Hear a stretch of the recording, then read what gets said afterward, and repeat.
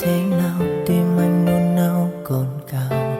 Chợt nhìn từ xa thấy ánh mắt của em rơi rơi những giọt lệ, vì ai đó đã làm em bật khóc.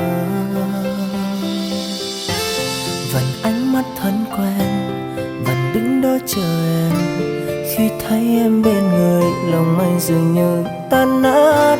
Nhưng anh cố giả vờ đứng ngỡ ra đằng sau, để em không thấy nước mắt anh rơi.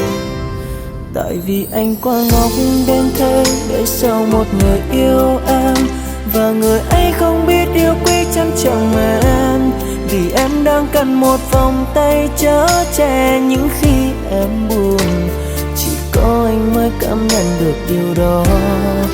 Đừng yêu ai em nhé, hãy hứa chỉ